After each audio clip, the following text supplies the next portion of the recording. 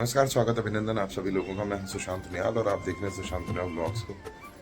ये अभी बजे हैं सुबह के 6:30 और हम लोग रेडी हो गए हैं। हम लोग निकल रहे हैं दिल्ली से, रोहिणी से मेरे गाँव के लिए।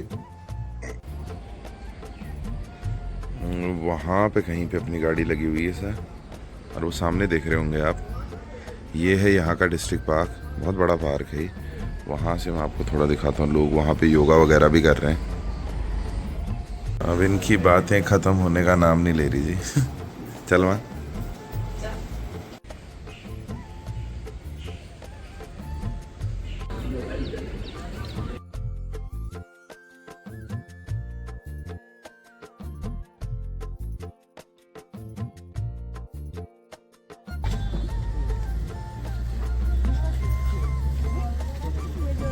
ठीक है भाभी।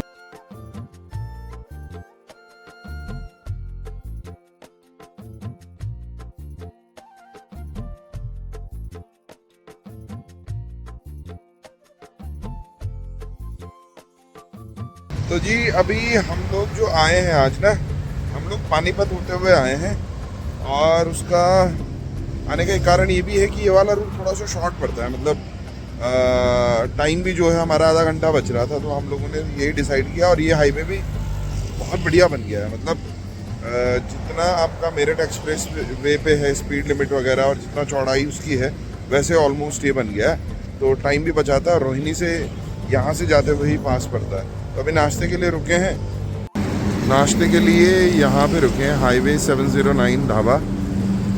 और अभी क्योंकि ये हाईवे नया नया बहुत ज़्यादा मतलब चौड़ा हुआ है, तो यहाँ पे अभी खाने के इतने ज़्यादा ऑप्शन नहीं है। तो अभी इक्के दुक्के ही हैं जो बढ़िया दिख रहे हैं। बाकी मैं बताऊँगा आपको कि कैसा है यहाँ का खाना।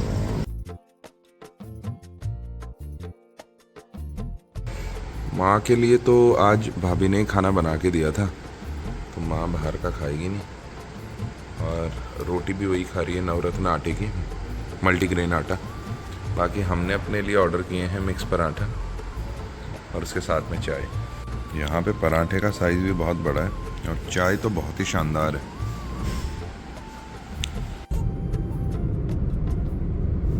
अब इस हाईवे की सबसे अच्छी बात यही है जी, आप देखेंगे कि दूर दूर तक कोई गाड़ियाँ नहीं दिखाई दे रही हैं। बहुत मतलब 3 लेन का तो है ही ये बढ़िया हाईवे, है ना। और बाकी ये था कि ट्रैफिक का कहीं नामो निशान नहीं था, तो बहुत इजीली फटाफट मतलब जो अपनी स्पीड हम मेंटेन करते करते बहुत जल्दी जल्दी मतलब सफ़र को तय कर रहे थे।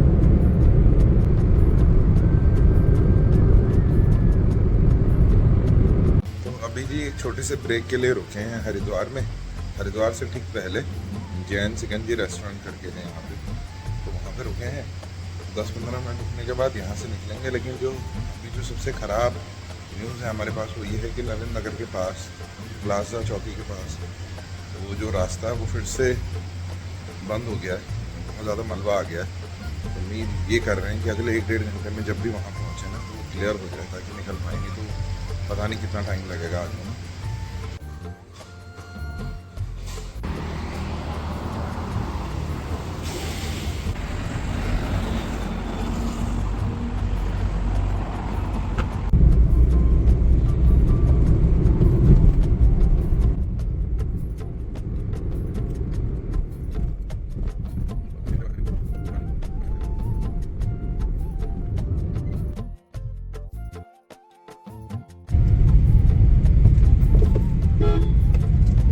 और अब हम लोग जी फाइनली पहुंच गए हैं ऋषिकेश। और ऋषिकेश नटराज चौक क्रॉस करते ही आप देखेंगे लेफ़्ट और राइट साइड में ये चंद्रभागा नदी है। और ये उस टाइम पे तो यहाँ ट्रक खड़े रहते हैं और टाइम पे, लेकिन इस टाइम पे देखिए कितनी ज़्यादा उफान में है ये नदी। बहुत ज़्यादा पानी और सारा वो मिट्टी वाला पानी। तो आप इससे अंदाज़ा लगा सकते हैं कितनी बारिश हो रही है।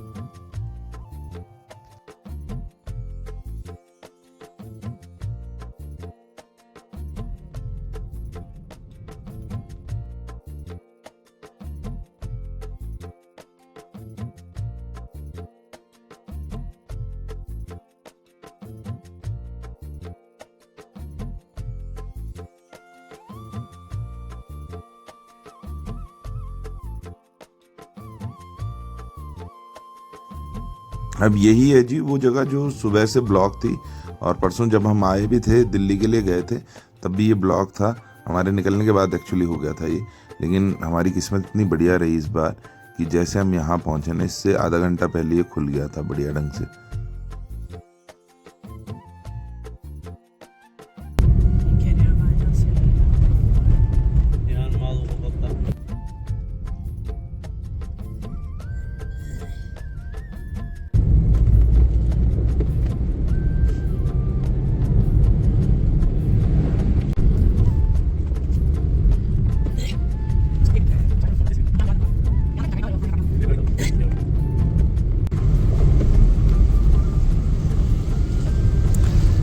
और ये है जी धुआंधार।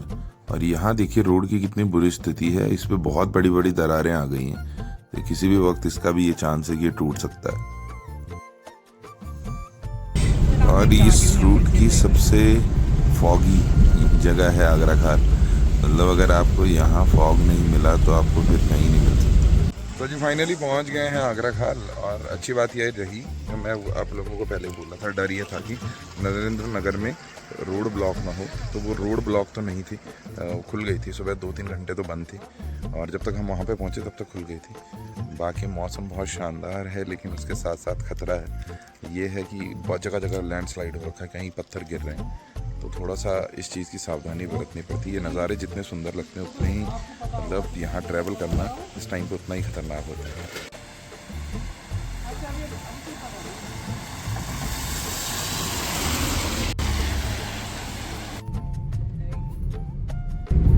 अब देखिए जी, बरसात के मौसम में पहाड़ों में इतने शानदार ये जो बरसाती झरने हैं ये दिखते हैं।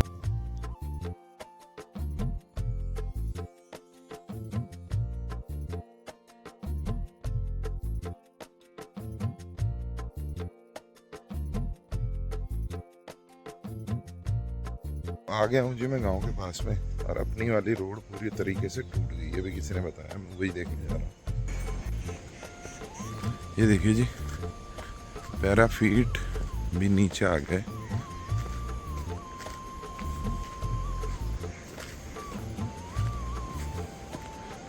गाड़ी तो निकल जानी चाहिए यहाँ से, कोशिश ये रहेगी। ये देखिए, ये पोल वगैरह भी नीचे आ गए। यहाँ भी भयंकर वाला लैंडस्लाइड हुआ है।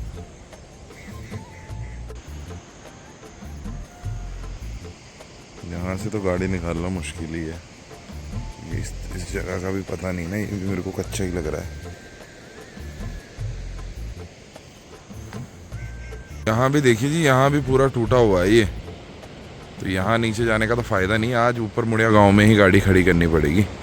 अब इसमें तो क्या ही कर सकते हैं जी।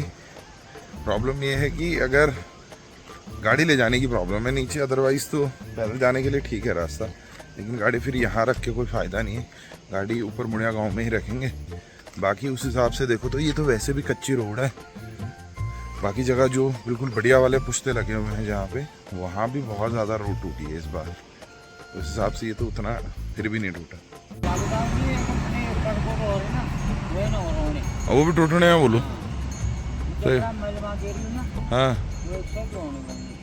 यहाँ पे देखिए जी, जिनकी ये फाइबर लाइन वाले हैं, पोल गिरे हैं, वो लोग भी रिपेयरिंग पे लगे हुए हैं। ये है मुन्ना लोगों का ढाड़ू पिंकी। जब देखो तब ये लड़ता ही रहता है। देखो इसे पूंछ के पास कितना बड़ा घाव बना हुआ है। चलो बच्चा है। देखो जी, जब थक हार के घर आओ इतने लंबे ट्रैवल के बाद, और कोई अच्छा सा खाना अगर आपके लिए कोई बना के रख दे तो मज़ा ही आता है। मेरे को प्रकाश भाई से उम्मीद नहीं थी आज, लेकिन उसने बहुत बढ़िया खाना बनाया, मैं दिखा रहा हूँ। ये है जी रायता। रायते के बाद हमारे पास चटनी, एक प्रकाश भाई ने बनाई ये मिक्स दाल, और उसके अलावा एक ये नई चीज़ है जो न्यूट्री सोया आती है ना, उसके साथ, और आलू की मिक्स सब्जी है। दिखने में तो बहुत शानदार लग रही है, देखते हैं टेस्ट कैसा होता है। खाना खा लिया है जी, और खाना खाने के बाद सोचा था कि थोड़ी देर आराम करेंगे, लेकिन आज उत्तराखंड ग्रामीण बैंक वालों की कोई मीटिंग रखवाई हुई है गाँव में, तो उसको प्रदीप आ गया बुलाने, तो हम जा रहे हैं।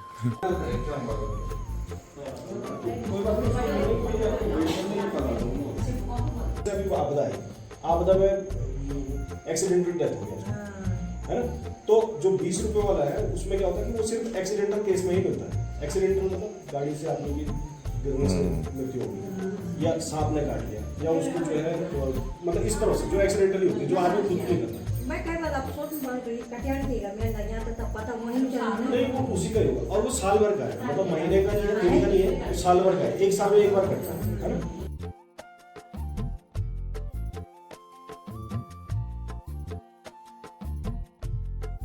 Good evening. Nice to meet you. प्रणाम प्रणाम।